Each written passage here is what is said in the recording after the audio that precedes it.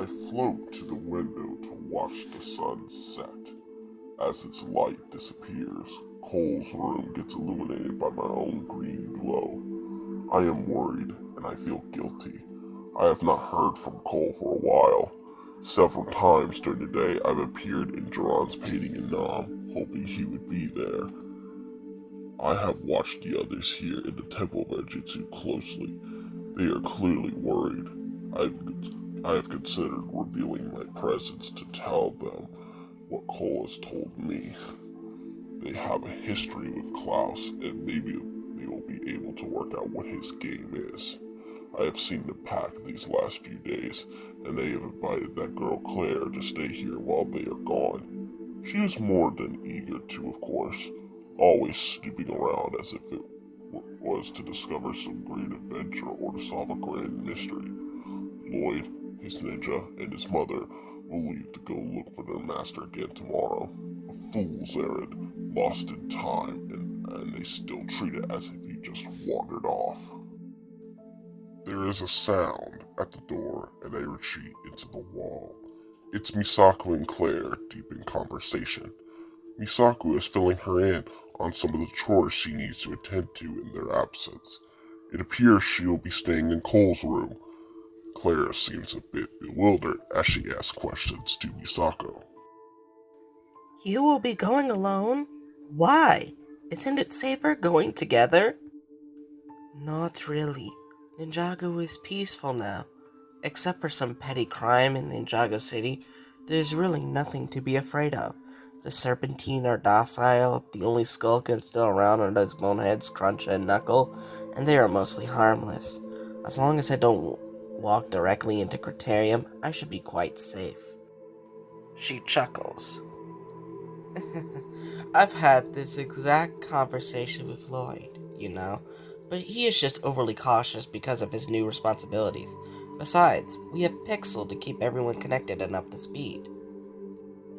Claire looks confused. Pixel? Borg's robot? I haven't seen her around here. Is she still with you guys?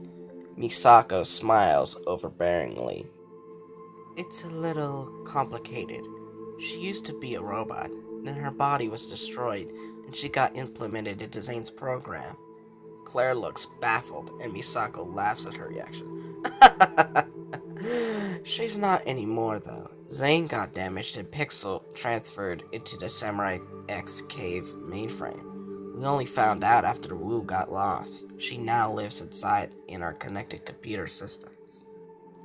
Claire looks completely lost now. So am I. I find it amusing. Misako puts a comforting hand on Claire's shoulder. As I said, complicated. I don't quite understand it myself, but it is very practical. She keeps Thompson when everyone is, and we could always get a hold of each other. Well, except for Cole. He didn't bring any device. Misako looks worried and changes the subject fast. Anyhow, we will all leave first thing tomorrow. Treat the Airjitsu Temple as you would your own home while we're away. You can use the Destiny Shadow for transportation up and down. Have as much fun as you want to, but no parties. They both laugh, shrug, and then Misako leaves. I pause for a second. I feel a presence in Cole's room, and then it's like it goes away again. I smile to myself. This is so awesome! I'll be living alone in an ancient haunted temple! I know it is, I just know it! What could be better than that? I finish putting on the bedding and tuck in. As always, I run my fingers across my pendant before I go to sleep. The curves describe an 8. 2 tears going opposite ways. An infinity symbol. Forever. I think of my mom who gave it to me as if she knew something. That's the meaning I have put into it anyway. My mother passed away when I was 8, but as long as I had this pendant, we will be together forever. Good night, Mom. Tomorrow will be an awesome day. I just know it.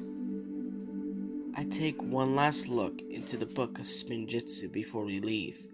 I will need to hide it well after, as I am sure Claire will be rummaging through the house looking for adventures. As I open the book and my powers connect with it, I am excited to see what wisdom the book will impart on me today. As I leaf through the pages, I notice that some big red letters have appeared on some pages I have already read. I grab a pen and start to note them down. As I progress through the book, my pulse quickens.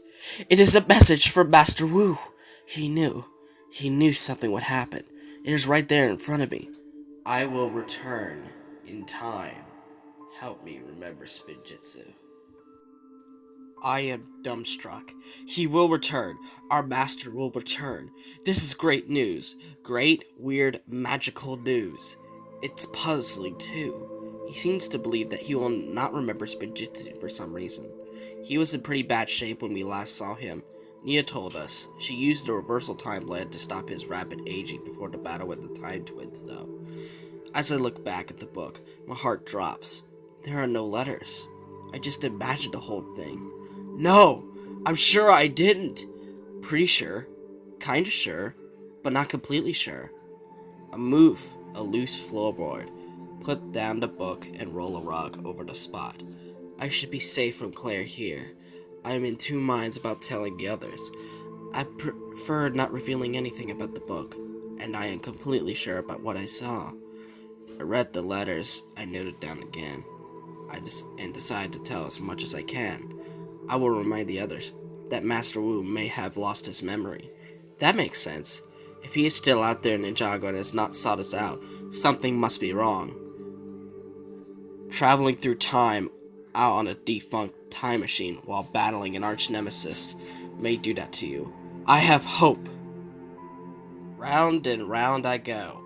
I do not find this any kind of amusing, but I can accept the irony. This must be the 100th time I pass that outcropping on that lava fall. I'm inside one of the bone cages on the Ferris wheel we made using the tornado creation.